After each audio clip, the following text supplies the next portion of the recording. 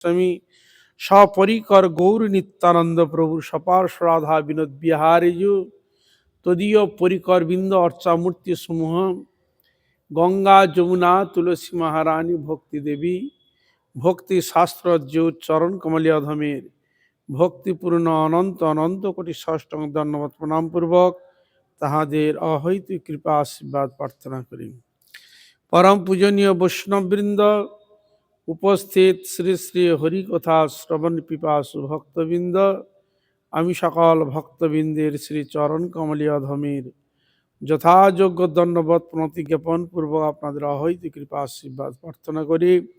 আপনারা কৃপা করুন, আশীর্বাদ করুন যেন নিত্যকাল হরিগুরু বৈষ্ণবের মহিমা গুণগান কীর্তন করে আমার নরাধম পাপিষ্ট জন্মকে যেন আমি ধন্য করতে পারি।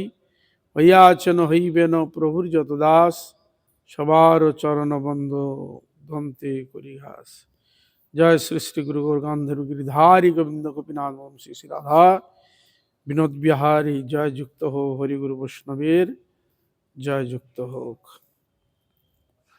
আমরা শ্রী শিল ভক্তিবিনোদ ঠাকুর বিরচিত হরিনাম শ্রী হরিনাম চিন্তামণি থেকে আমরা কথা শ্রবণ করছি।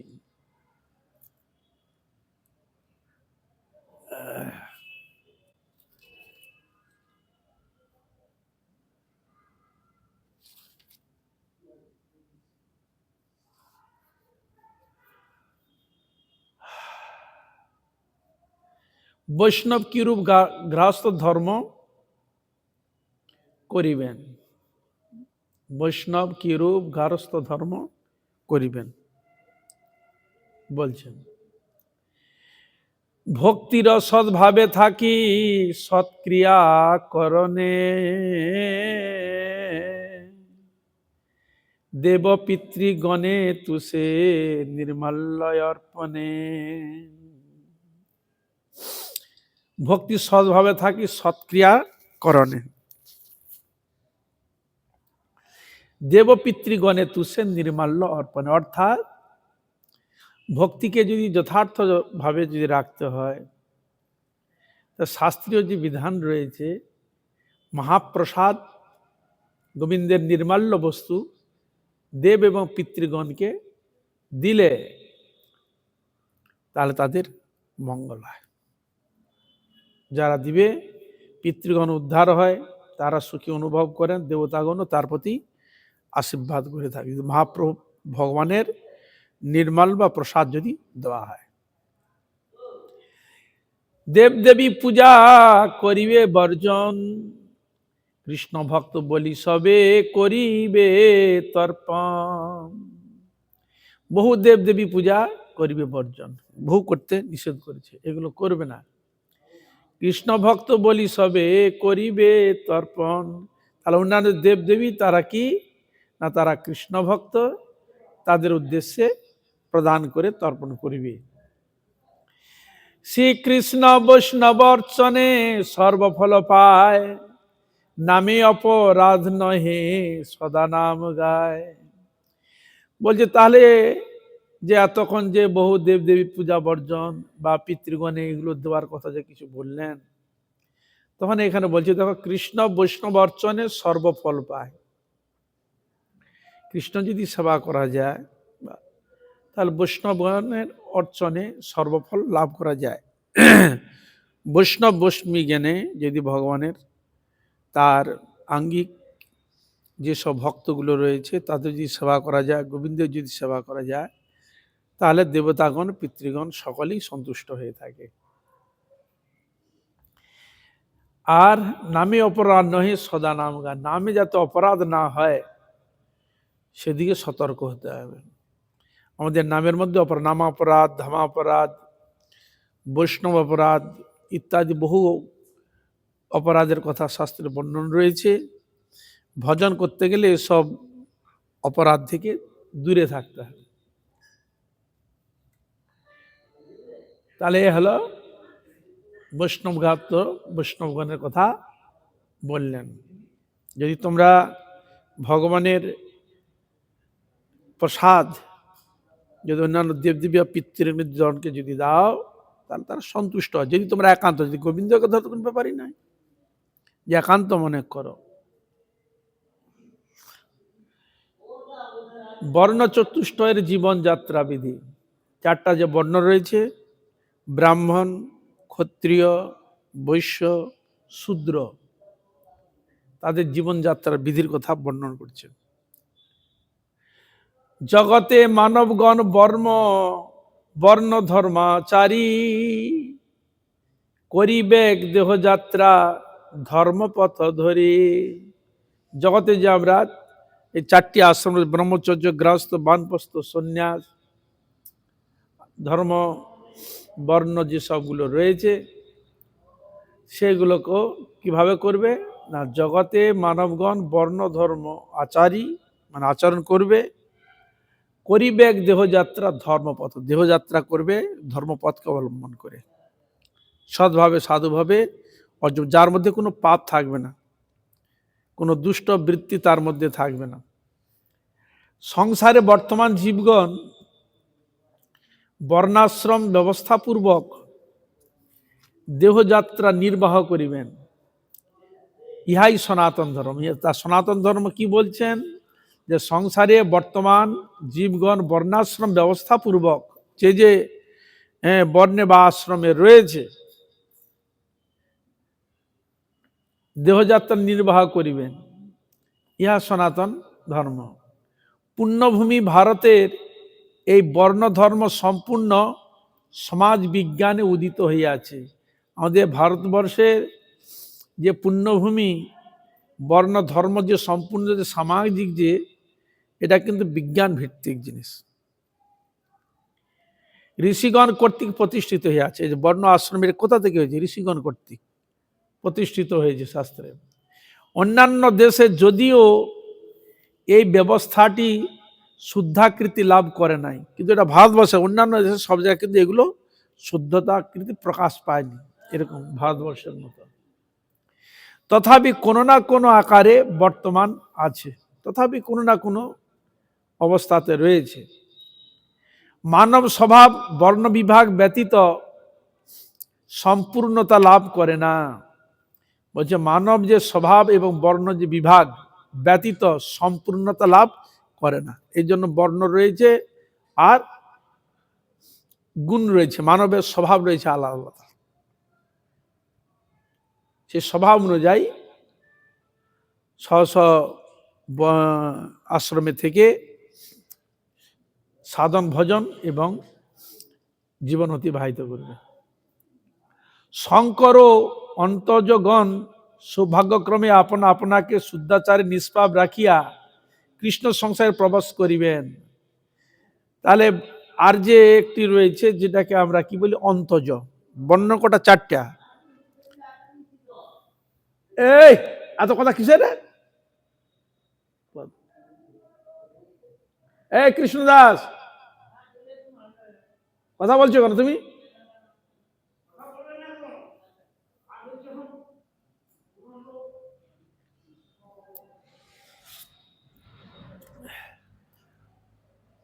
যেমন চারটা বর্ণ, ব্রাহ্মণ, ক্ষত্রিয়, বৈশ্য, শূদ্র, এই চারটা বর্ণ, এই চারটা বর্ণের আবার একটা উপবর্ণ, যাকে বলা হয় অন্তজ। এই জন্য বলছে অন্তজ সৌভাগ্য আপনা আপনাকে শুদ্ধাচারে, যারা অন্তজ আপন সৌভাগ্যক্রমে আপনা আপনাকে শুদ্ধাচারে নিষ্পাপ রাখিয়া সংসারে প্রবেশ করিবেন, ইহাই নিত্য বিধি। নির্মাল্য বলতে কি বুঝায়? ভগবত প্রসাদী এবং তুলসী মাল্য প্রভৃতি। বলে নির্মাল্য দিতে বলা রয়েছে। নির্মাল্য বলতে কি বুঝায়? ভগবানকে যেন মালা দিয়েছেন, অর্পণ করেছেন, ভগবানের নিবেদিত প্রসাদ, এগুলো দিতে বলেছে। যেন আমাদের গুরুবর্গে দেওয়া হয়েছে না, প্রসাদী বৈষ্ণবগণকে দেওয়া হয় ভগবানের নিবেদিত বস্তু, সেরকম যদি দিতে পারো অসুবিধা নেই। বৈষ্ণবী জ্ঞানে দেবতাগণকে দেওয়া যেতে পারে। আর প্রসাদও তুমি তোমার পিতৃপুরুষের উদ্দেশ্যে দিতে পারো।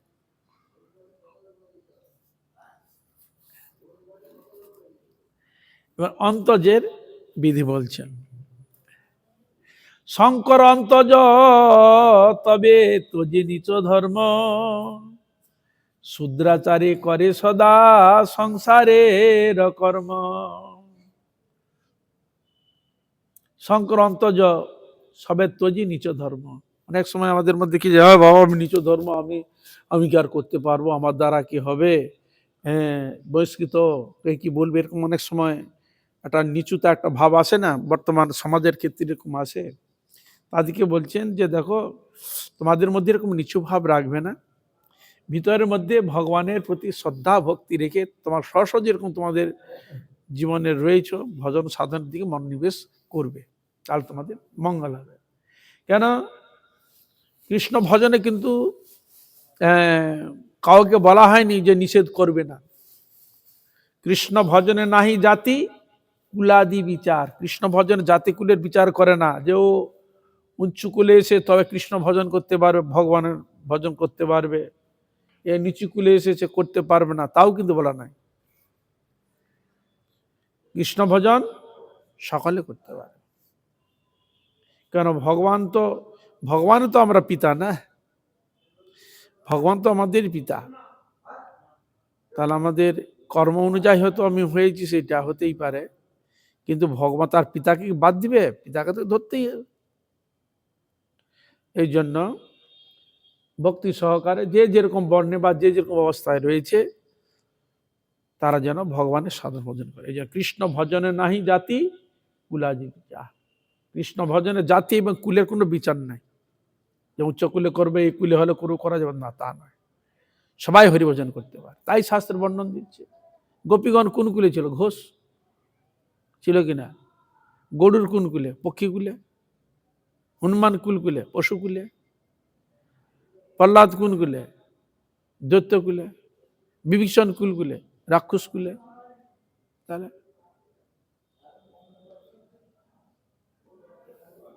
তাহলে কৃষ্ণ ভজন তার হরিভজন করেননি?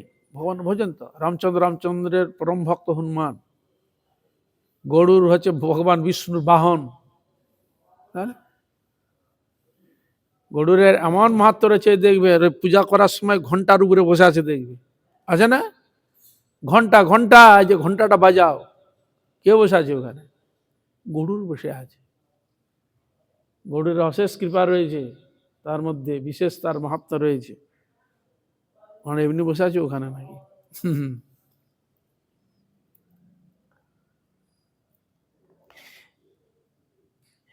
শঙ্কর অন্তজ থাকি ব্যাগ শূদ্রাচারে, চাতুর্বর্ণ বিনা ধর্ম নাহিক সংসারে। এই জন্য হরিদাস ঠাকুর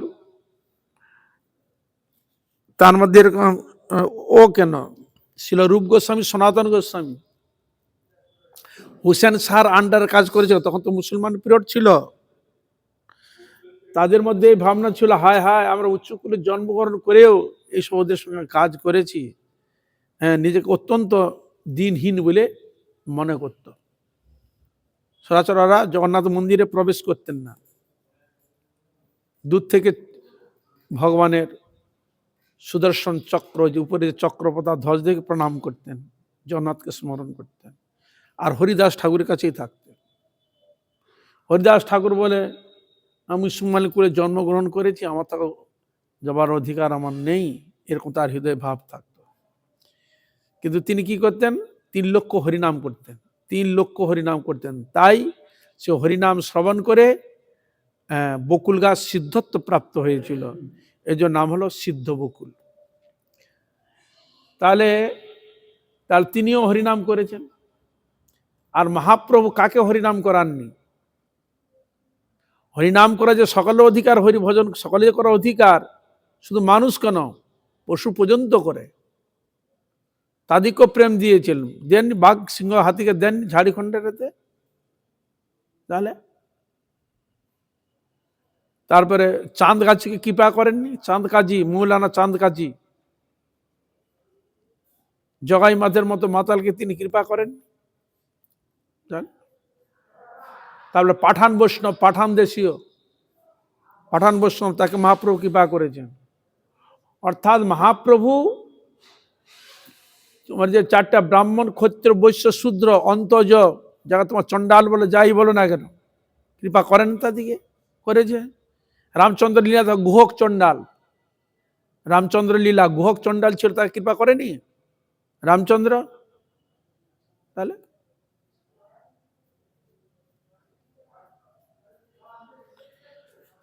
ভগবানের কাছে সব ঠিকই আছে, কিন্তু মনুষ্য তার কিছু একটা সুযোগ পেয়ে গেলে যেন তার ছাড়ে না, তার প্রভাব বিস্তার করে, এর হলো সেরকম থেকে এ পর্যন্ত এসে হাজির হয়ে গেছে। কিন্তু মহাপ্রভু সকলকে এক করেছিল, মানে একসঙ্গে মিলেমিশে ভগবত ভজন, ভগবত আরাধনা, সবাইকে হরিনাম কীর্তনে সবাইকে সঙ্গ দিয়েছিলেন। এটা মহাপ্রভু বিশেষ কৃপা। চণ্ডালে ব্রাহ্মণে করে কোলাকুলি, কবে বা ছিল এ রঙ্গ। চণ্ডাল ব্রাহ্মণে কোলাকুলি করেছিল মহাপ্রভুর সময়, তাকে এমন কৃপা করেছিল। এই জন্য বলছেন শঙ্কর অন্তর্জ থাকি বেগ শূদ্রাচারে, চাতুর্বর্ণ বিনা ধর্ম নাহি ক সংসারে। চাতুর্বর্ণ বিনা ধর্ম নাহি ক সংসারে, শূদ্র অন্তর্জ যেখানে থাকেন তার যে আচার, তাদের যেইভাবে সাধন ভজন কথা বলেছেন সেইভাবে তারা যেন পালন করে। চাতুর্বর্ণ বিনা ধর্ম নাহি ক সংসারে। বরং ধর্মের দ্বারা জীবনযাত্রা করিয়া সংসারী ব্যক্তি ভক্তিপথে ভাবার্জন করিবেন। চাতুর্বর্ণ বর্ণপথে করিবে সংসার, শুদ্ধ কৃষ্ণ ভক্তি বলে হবে সদাচার। যে যেরকম বর্ণে যে যেরকম আশ্রমে রয়েছে, স্ব বর্ণে স্ব আশ্রমে থেকে তারা ভজন করবে। সন্ন্যাসী তার ত্যাগী আশ্রমে রয়েছে, বানপ্রস্থ তার সেইভাবে তিনি রয়েছে, গৃহস্থ যারা গৃহস্থ ভক্ত রয়েছে তার ছেলে পুলে আত্মীয় পরিজন সবাইকে নিয়ে হরিভজন করবে। যার যে আচরণ, যার যে করণীয় ধর্ম সেইভাবে যেন শুদ্ধভাবে পালন করবে। তো ভগবানকে নিয়ে, ভগবানকে কেন্দ্র করে, মানে ভগবানকে বাদ দিলে ধর্ম প্রতিপালন হয় না। ভগবান হচ্ছে প্রতিপালন, ভগবানের সেবা করলে তার যথার্থ সংসারে একটা ভিত তৈরি হয় ভগবানের কৃপায়। এই জন্য বলছেন শুদ্ধ কৃষ্ণ ভক্তি বলে হবে সদাচার। এই যে বলছে শুদ্ধ কৃষ্ণ ভক্তি বলে হবে সদাচার। তাহলে ভগবানের নাম গুণগান কীর্তন, ভগবানের সেবা, এগুলো করবে, তাহলে গৃহস্থ ধর্ম বা যে বর্ণ রয়েছে সেগুলো তার প্রতিপালন হবে। চতুর্বর্ণ যদ্যপি কৃষ্ণ নাহি ভজে, বর্ণ ধর্মাচারে থাকি রৌরবেতে মজে। এখন বলে চতুর্বর্ণ যদ্যপি শ্রীকৃষ্ণ নাহি ভজে, চারটা বর্ণ ব্রাহ্মণ, ক্ষত্রিয়, বৈশ্য, শূদ্র, এরা বর্ণ আচারে থাকে, বর্ণ যেগুলো আচরণ সেগুলো করলো, কিন্তু কৃষ্ণ ভজন করলো না, তাহলে কি হবে? তাহলে ও বর্ণ তার কিছু লাভ হবে না, সবটাই বেকার হয়ে যাবে। এই জন্য এখানে সাবধান করে দিচ্ছে চতুর্বর্ণ যদ্যপি কৃষ্ণ নাহি ভজে, মানে যতদিন তারা কৃষ্ণ জানা ভজন করে, বর্ণ ধর্মাচারে, বর্ণ তুমি যে ধর্ম আচরণ করছো থাকি রৌরবেতে মজে। রৌরব মানে নরক, রৌর নামে এক নরকের নাম হচ্ছে রৌরব।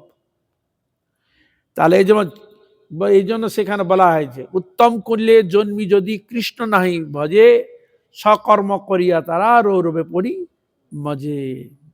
মুচি হয়ে সূচি হয় যদি হরি ভজে, সূচি হয়ে মুচি হয় যদি হরি ত্যাজে। তাহলে ভগবানের নাম গুণগান কীর্তন করতে, ভগবানের সেবা করতে হবে। তুমি যেই ধর্মেই থাকো, যেই বর্ণেই থাকো, যেই অবস্থায় থাকো না কেন, তোমাকে ভগবত আরাধনা অবশ্যই করতে হবে। বর্ণ বিনা গৃহস্থে নাহি আর ধর্ম, বর্ণ ধর্মাচারে গৃহস্থের সব কর্ম। তা গৃহস্থের সেখানে সুবিধা কি? তারা ঘরে সব ছেলে পুলেগুলো রয়েছে, নিজেও ধর্ম আচরণ করবে, ভগবানের ভজন গুণ করবে, তাদেরকে ভজন সাধন করাবে। এই জন্য আশ্রম বলেছে না, 4টা আশ্রম: ব্রহ্মচর্য, গৃহস্থ, বানপ্রস্থ, সন্ন্যাস। আশ্রমে কি হয়? আশ্রম কাকে বলবে? যেখানে ভগবানের আরাধনা হয়, যেখানে ভগবানের প্রীতিবিধান হয়, যেখানে সৎ বস্তু আলোচনা হয়, সেটাই তো আশ্রম। আর যেখানে ভগবানের কোনো কথা নাই, ভগবানের কোনো প্রীতিবিধান নাই, সেটাকে আশ্রম বলবে কি? তাহলে এত 4টা ওই জন্য আশ্রম হচ্ছে: ব্রাহ্মণ, ব্রহ্মচর্য, গৃহস্থ, বানপ্রস্থ, সন্ন্যাস। ব্রহ্মচর্য, সে তার গুরুগৃহ থেকে গুরু সেবার মাধ্যমে ভগবানের সেবা করবে। গৃহস্থ, তিনি তার সংসারে থেকে তার পরিবার নিয়ে এসে ভজন করবে। আর বানপ্রস্থ, তিনি তার ভজনের জন্য যেখানে গিয়েছেন সেখান থেকে তিনি ভজন করবে। সন্ন্যাস, তিনি তার আশ্রমে থেকে ভজন করবে। এই তো হলো কথা। বরণ ধর্মে সংসার নির্বাহ করিবে, যাবদ অর্থ পরিগ্রহে সে কৃষ্ণ ভজিবে।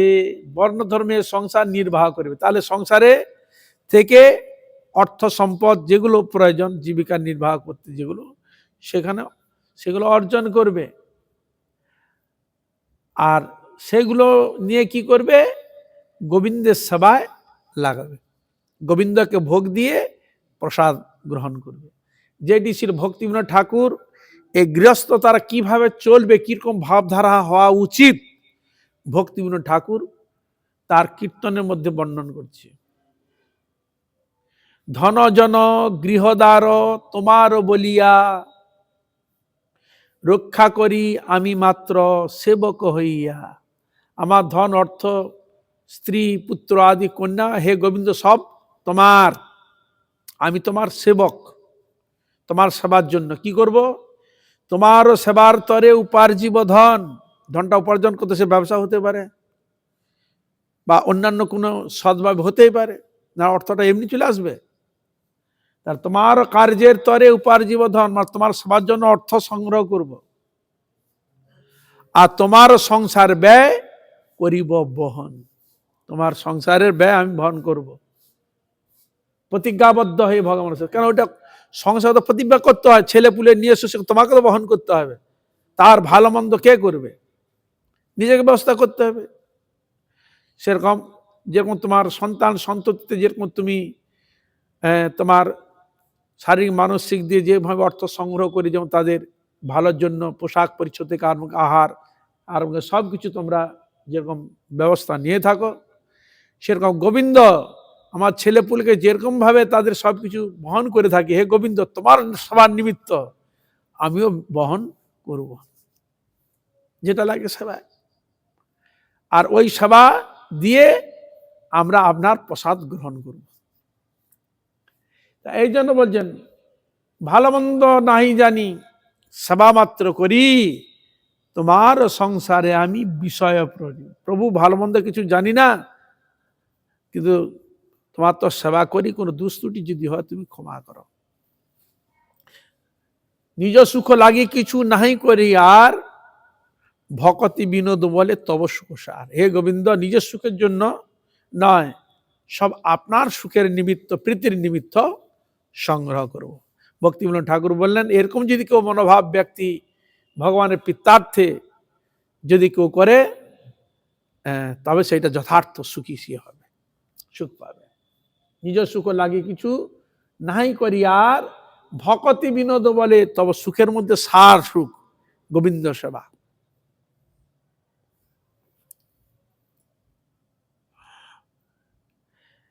নিসর্গগত বিধিবাধ্য যে পর্যন্ত নর, বর্ণ ধর্মে স্বনির্বাহে করিবে আদর।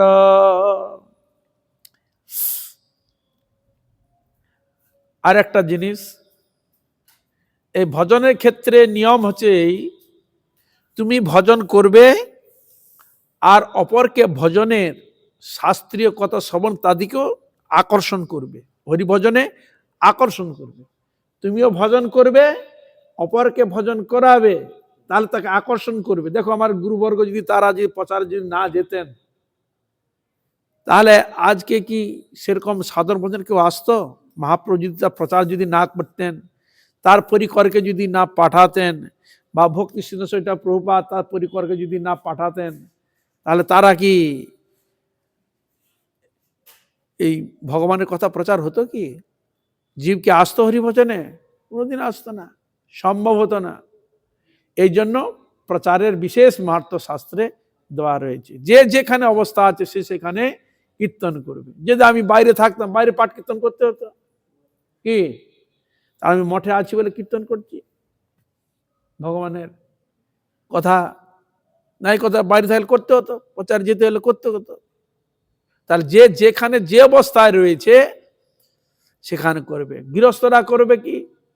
যেখানে সাধু সঙ্গ করে মঠ মন্দির রয়েছে, সুযোগ পাওয়া করলো। যেখানে হয়তো নেই, সঙ্গ হয়তো পায় না, হয়তো সেখানে কোনো ব্যক্তি হয়তো থাকবে, সে ওখানে যে জানে একটু সৎসঙ্গ করেছে, সাধুগুরু বৈষ্ণবের সান্নিধ্যে গিয়েছে, হরিকথা শুনেছে, তার সেখানে যারা আছে তাদেরকে কিছু হরিকথা শ্রবণ করিয়ে ভগবত ভজন অনুপ্রাণিত করে তাদের নিয়ে আসবে। এটাই তো নিয়ম। এইভাবে করবে। তারা তো জানবে না, তাহলে এরকম করবে। যে যেখানে যে অবস্থাতে আছে একটা নিয়ম রেখে দিবেন যে রোজ হরিকথা কীর্তন করব। 2-5 জন যাকে ডেকে নিয়েছে হরিকথা কীর্তন, 5 জন আস্তে আস্তে হরিকথা শুনবে, তাদের হরি সম্বন্ধে তাদের জ্ঞানটা পরিপক্ক হবে, সবটাই হবে। ভক্তিযোগে নামে এই তত্ত্ব নিরূপণ, ভক্তিযোগে ভাবোদয় সিদ্ধান্ত বচন। ভক্তি যোগ নামেই তত্ত্ব নিরূপণ। ভক্তিযোগে একটা বিশেষ বৈশিষ্ট্য হচ্ছে এই সাধন ভজন আমাদের আরম্ভ হচ্ছে গুরু প্রদত্ত জিনিস। গুরুদেব বলে এইভাবে হরিনাম করবি, এইভাবে মন্ত্র জপ করবি, এইভাবে সেবা পূজা অর্চনা করবি, তাকে পুরো দেখে দিবে এইভাবে করবে, এইভাবে তুমি নিয়মিত করো, এতে তোমার কার্য সিদ্ধি হয়ে যাবে। বুঝলেন? গুরু প্রদত্ত, গুরু কর্তৃক। তাহলে এখানে ভগবত ভজনে খুব উচ্চ শিক্ষিতও লাগে না,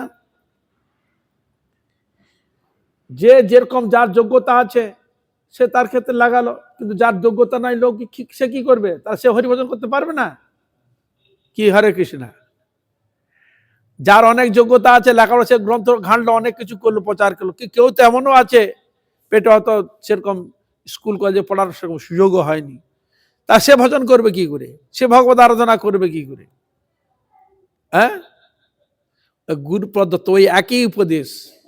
যে মূর্খ পেটে কিছু নাই তাকে হরিভজন করার জন্য গুরুদেব যে উপদেশ দিবেন, আর যে উচ্চ শিক্ষিত জাগতিক পড়াশোনা রয়েছে কি দেখো, তাকে ওই একই উপদেশ, স্পেশাল কোনো নাই যে ওর জন্য স্পেশাল।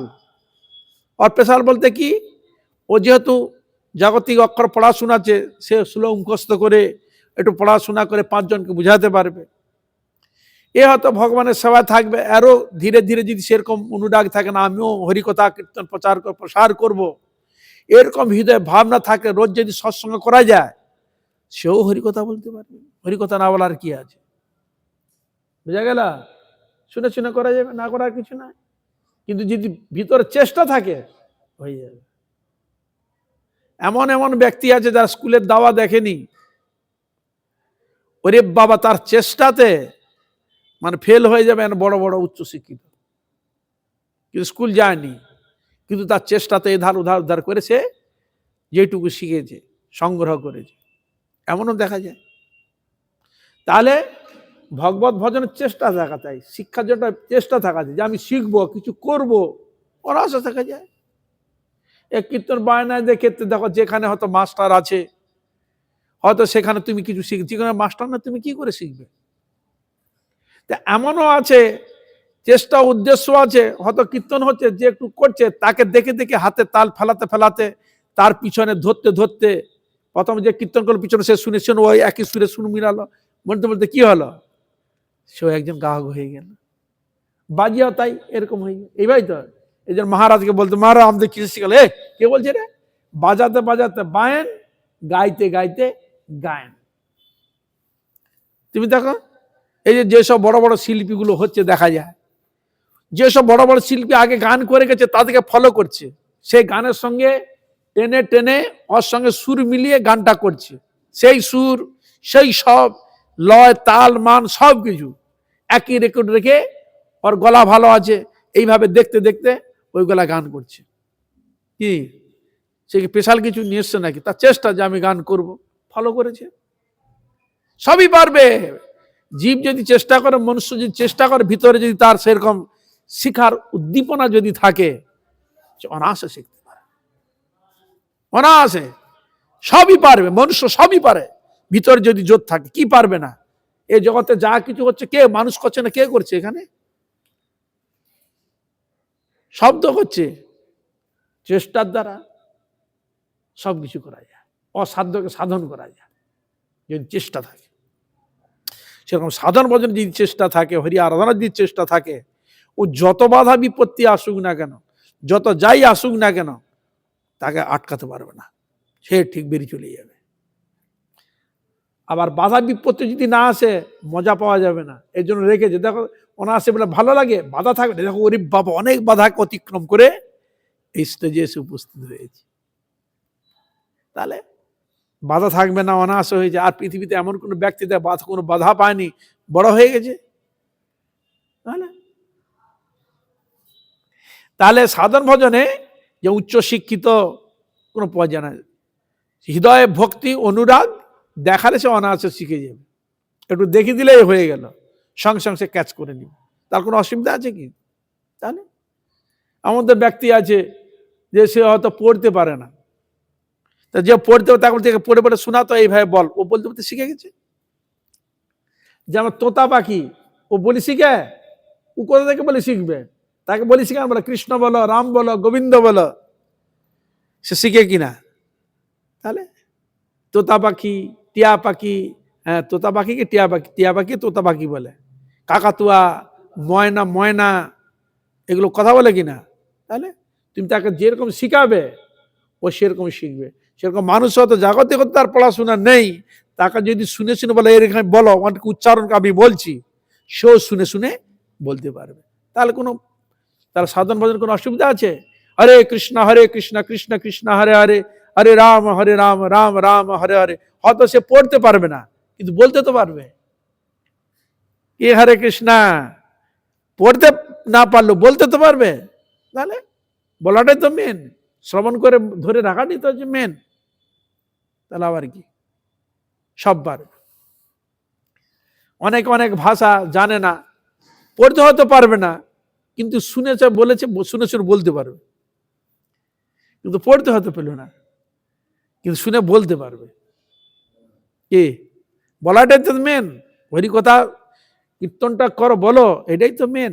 তা বলতে যখন গুরুদেব এইভাবে বলো, এইভাবে করবে, জল দিবে, এইভাবে ভগবান নাম করবে, তাকে যখন শিখে গেল, তাহলে এখানে কোনো জাগতিক কোনো পাণ্ডিত্য বা জাগতিক লেখাপড়া কোনো প্রয়োজন আছে? কিছুই নেই। তোমার শ্রদ্ধা, তোমার ভক্তি, তোমার অনুরাগ, ওইটুকু দিয়ে একটু গোবিন্দের চরণে দিলেই অতেই তোমার অস্থির ছুটে যাবে।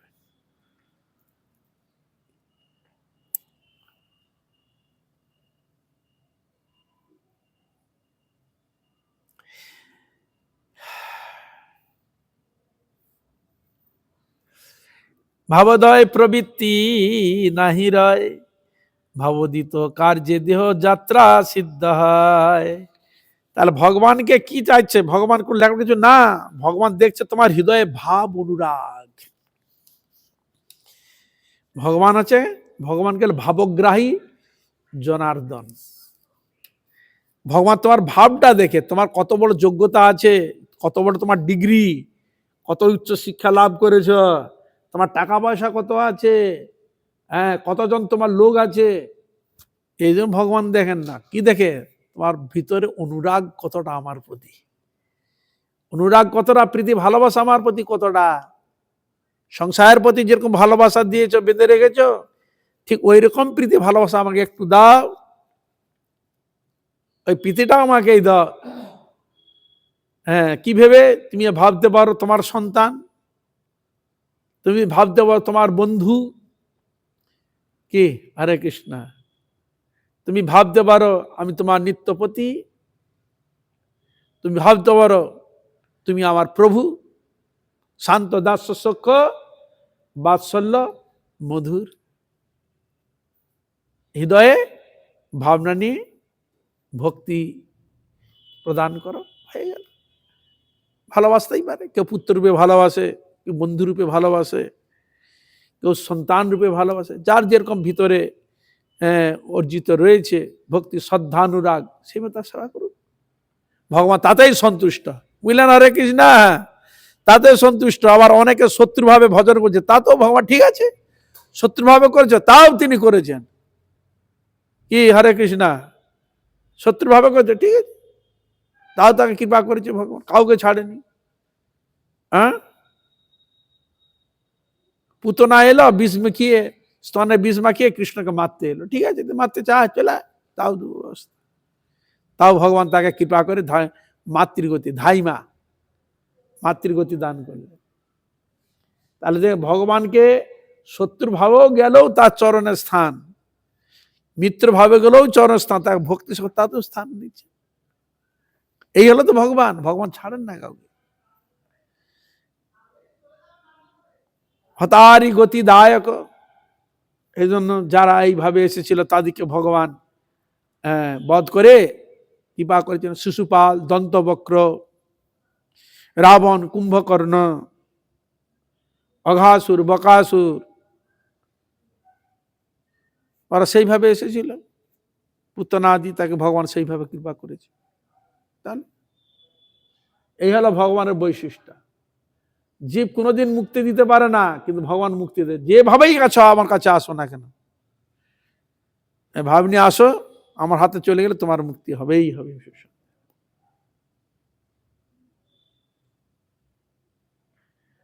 আর ভগবানের নাম গুণগান কীর্তন করলে তো অনায়াসেই মুক্তি। ভগবান বলে যে আরে আমার নাম করলেই মুক্তি অনায়াস হয়ে যাবে, কোনো চিন্তা নাই। এই জন্য মহাপ্রভু বলে দিলেন নামা ভাষাই মুক্তি হয়ে যায়, আর শুদ্ধ নাম করলে তো আর দেখতেই হবে না, নামা ভাষাই মুক্তি হয়ে যাচ্ছে। আর যদি শুদ্ধভাবে হয় আর তো দেখতে হবে না তাকে কোথায় কি প্রাপ্ত হবে।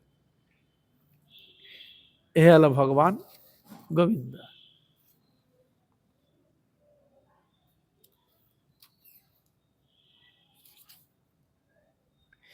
গৃহ বৈষ্ণবের এই অদ্বয় সাধন, শ্রী বিষ্ণু অদ্বয় তত্ত্বে দ্বৈত নিবর্তন। গৃহ বৈষ্ণবের এই জন্য অদ্বয়, মানে ভগবান হচ্ছে একমাত্রই তিনি, আর দ্বিতীয় নাই। ভগবান একজন, ভগবান 10, 12টা 50টা ভগবান নয়, ভগবান হচ্ছে একজন। সেই ভগবান গোবিন্দের, রাধা গোবিন্দের সেবা করে। শ্রী বিষ্ণু অদ্বয় তত্ত্বে দ্বৈত নিবর্তন। নাম নামী ও গুণগুণীর অভেদে বিষ্ণু জ্ঞান শুদ্ধ হয়। কি বললেন? আর এক কথা আছে দ্বৈত নিবর্তনে, বিষ্ণু নাম বিষ্ণু রূপ বিষ্ণু গুণ গণে, বিষ্ণু হইতে পৃথক রূপে নাম আনিবে কভু, অদ্বয় অখণ্ড বিষ্ণু চিন্ময়ত্বে বিভু। বলছে ভগবান নাম এবং নামে, নামিতে আলাদা করবে না, একই বস্তু। কৃষ্ণের অষ্টোত্তর শতনামে বললে যেই নাম সেই কৃষ্ণ, ভজনিষ্ঠা করি নামের সহিত আছেন আপনি শ্রীহরি। শুনো শুনো রে ভাই, নাম সংকীর্তন, যে নাম শ্রবণে হয় পাপ বিমোচন। কৃষ্ণ নাম হরি নাম বড়ই মধুর, যেই জন কৃষ্ণ ভজে সে বড় চতুর। হ্যাঁ, হরে কৃষ্ণ। তা এই জন্য নাম নামই অভিন্ন, অখণ্ড বস্তু, কেউ কাউকে খণ্ডন করা যাবে না, অপ্রাকৃত বস্তু। আর ভগবান বিভূত, যার সীমা দেওয়া যায় না। ভগবান আছে অসীম, ভগবান অসীম, তার নামও অসীম। যাকে সীমা দেওয়া যায় না বলে শব্দ বলা হয় অসীম, মানে যার সীমা দেওয়া যায় না, এ হলো অসীম শব্দের অর্থ। আর একটা কি শব্দ বলছে? অনন্ত।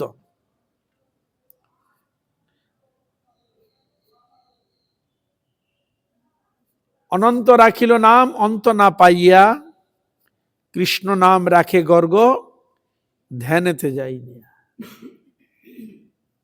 অনন্ত অনন্ত মুখে চিন্তা করে সে অন্ত খুঁজে পায় নাই, এবং তাকে নাম দিয়ে দিল অনন্ত। আর এখান অনন্ত ভগবানকে গর্গাচার্য ধ্যান করে জানতে পারলো সেই অনন্ত স্বরূপ ভগবান কৃষ্ণ এসেছেন এই বালক রূপে।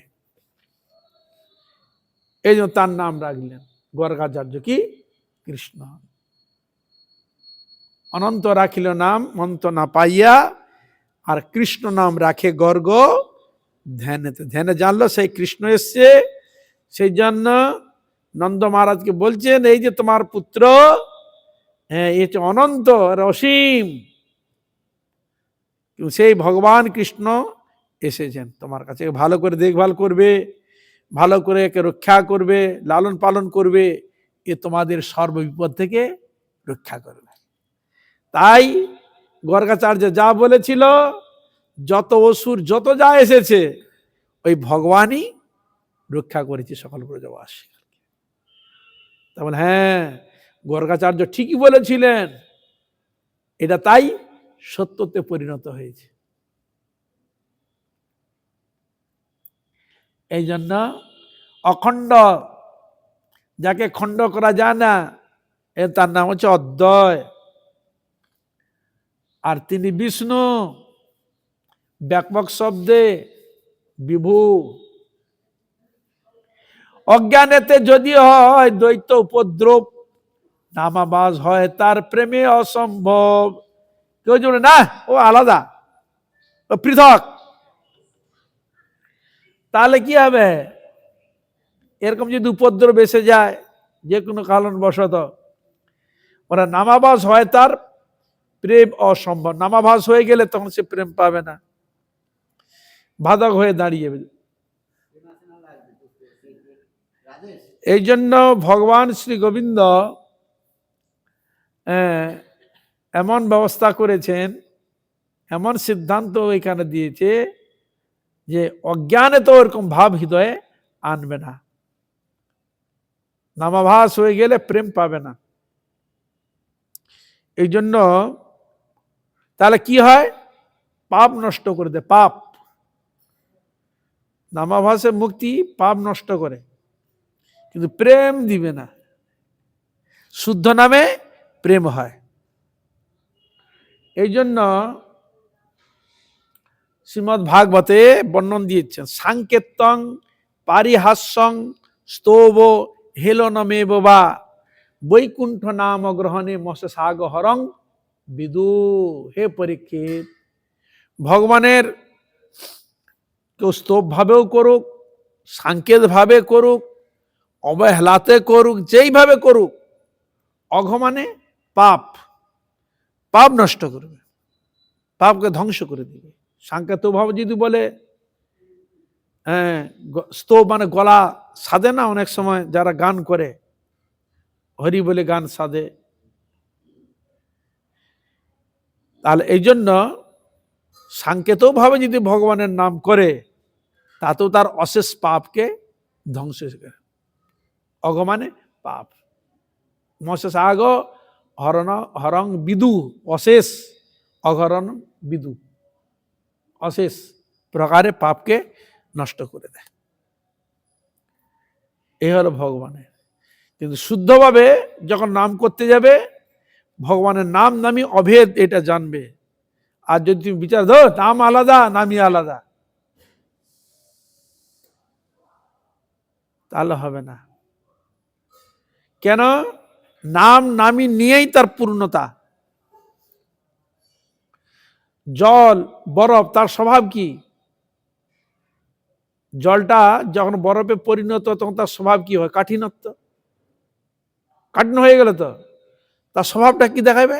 ঠান্ডা, হাত দিলে ঠান্ডা, প্রচন্ড ঠান্ডা। জল তরল বস্তু, এটা তার স্বাভাবিক স্বভাব। কিন্তু তার কার্যকারিতা কি? মানুষ তৃষ্ণার্ত হলে ওই জল পান করলে কি হবে? তৃষ্ণা মিটে যাবে। তাহলে তৃষ্ণাকে মিটানোই ওর গুণ, বিশেষ গুণ, বিশেষ তার স্বভাব।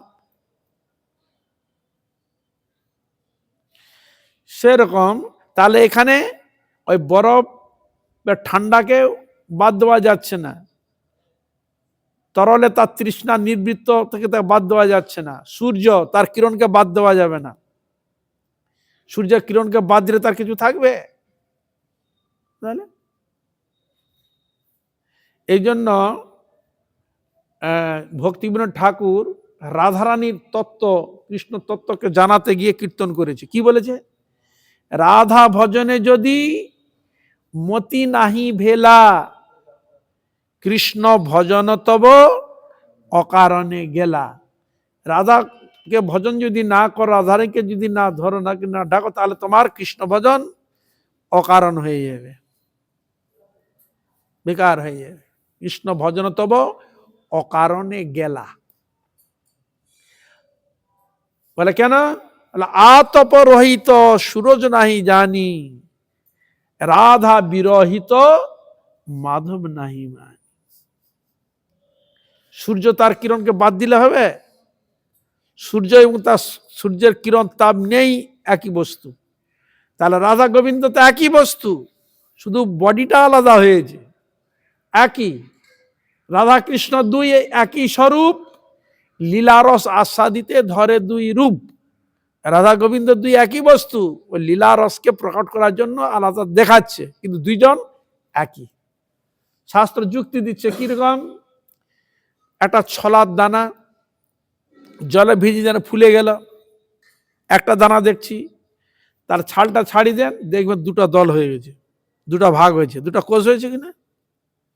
সেরকম রাধা গোবিন্দ ঠিক এইরকম, একজন ছিল, ওই ছাড়ি দিতে দুটি ভাগে বিভক্ত হয়েছে লীলাকে পুষ্টি করার জন্য। এটা কার জন্য? জীবকে কৃপা করার জন্য। ভগবান যদি এরকম লীলা প্রদর্শন যদি না করতেন, আজকে আমরা ভাগবত পেতাম না কৃষ্ণ লীলা কৃষ্ণ কথা পেতাম? তাহলে ভগবান যে সৃষ্টি করেছে কাদের আনন্দ দেওয়ার জন্য? জীবকেই আনন্দ দেওয়ার জন্য। বুঝা গেল? ভগবান যে আমার এখানে আনন্দ কিসে? তোমাদের আনন্দ দেওয়ার জন্য, তুলে দেওয়ার জন্য আমাকে লীলা করতে হচ্ছে। তোমরা আমার ভজন করছো না, ভুলে আছো, কষ্ট পাচ্ছ, আর কষ্ট আমি সহ্য করতে পারছি না। তাহলে মাঝে মাঝে আমার পরিকরকে নিয়ে এসে এখানে নানা রকম লীলা আদি প্রদর্শন করলাম, ভক্তগণ ওইটাকে তিনি লিপিবদ্ধ করলেন, ওইটাই আপনি পড়লেন, আলোচনা করলেন, ওই যে আপনি শুনলেন, আলোচনা করলেন, এটাই হলো আপনার ভজন। এইটা হচ্ছে কৃষ্ণ প্রাপ্তির উপায়। কি বলে হরে কৃষ্ণ? হ্যাঁ, এটা তো কৃষ্ণ প্রাপ্তির উপায় নাকি? তাহলে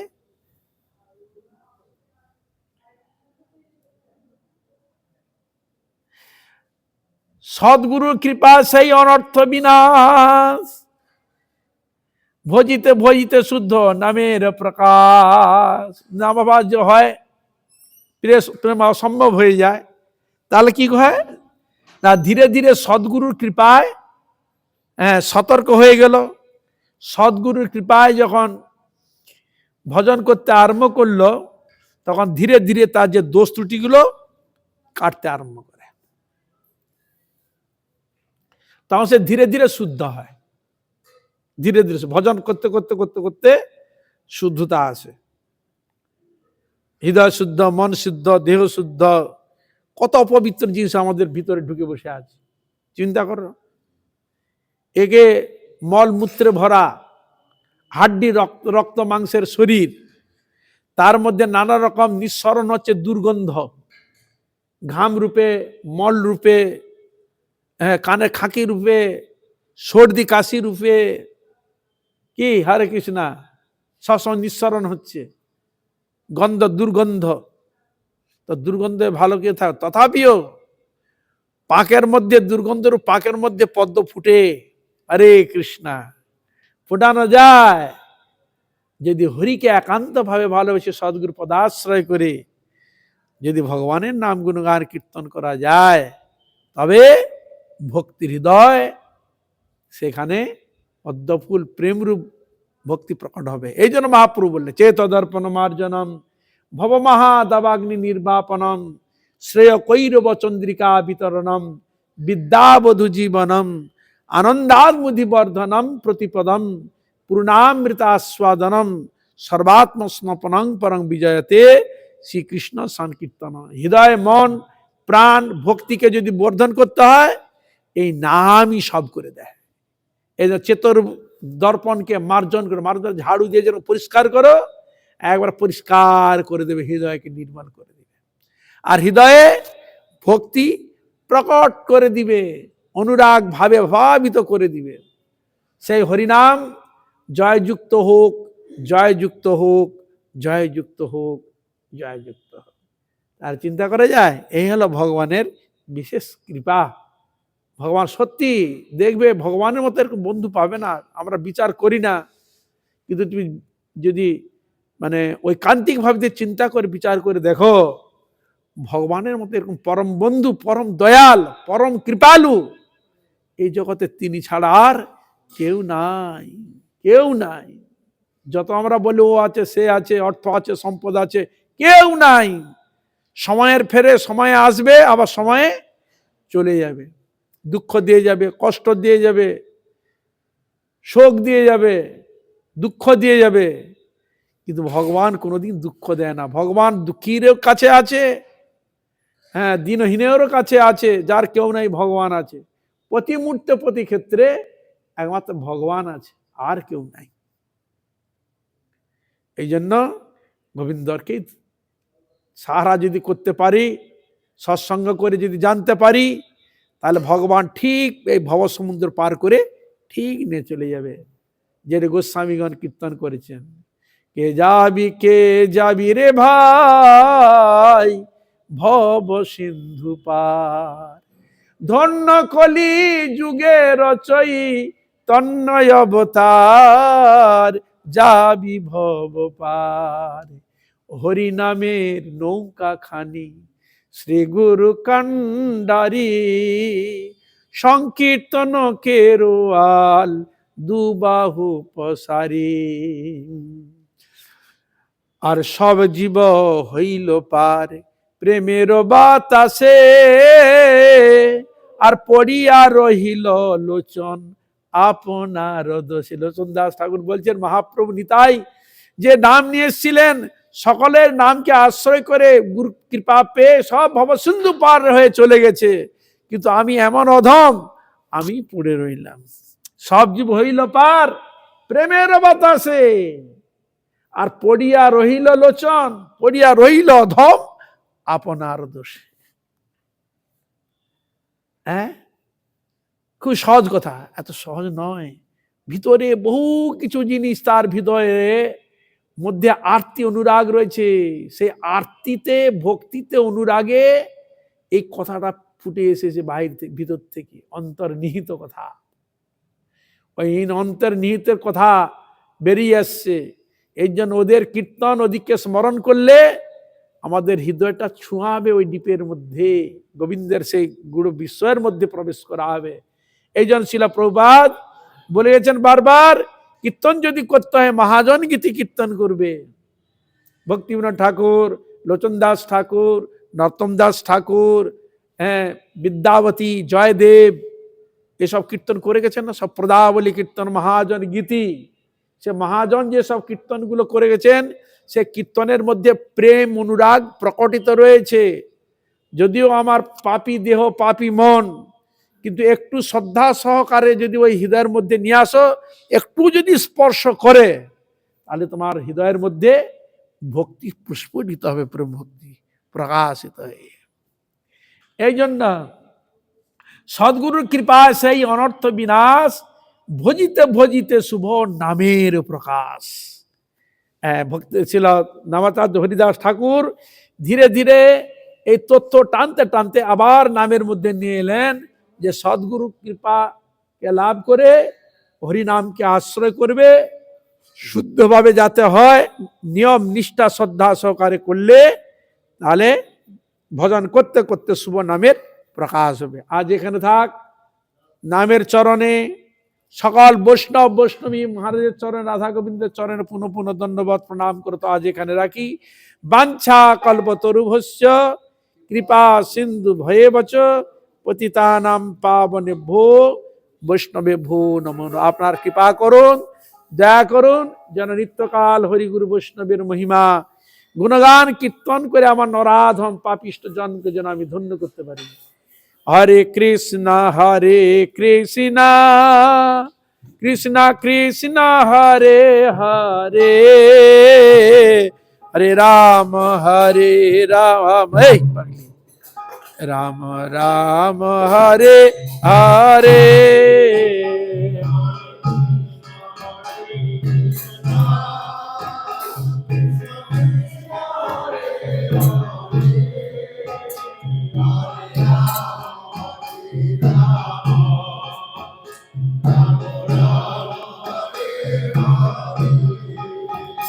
হরে কৃষ্ণ কৃষ্ণ কৃষ্ণ হরে হরে, হরে রাম রাম, রাম রাম হরে হরে।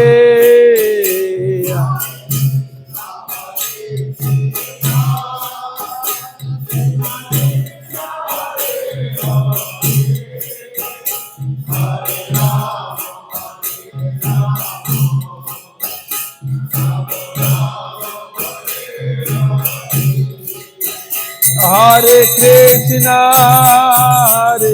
কৃষ্ণ কৃষ্ণ হরে হরে, হরে রাম রাম, রাম রাম হরে হরে।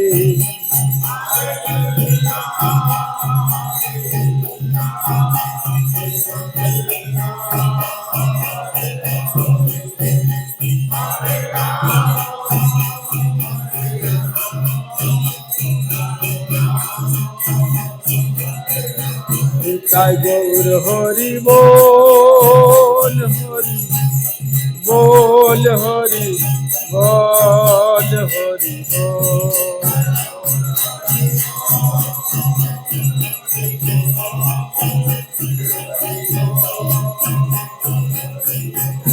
তাই গৌর হরি বল, হরি বল, হরি বল, হরি বল।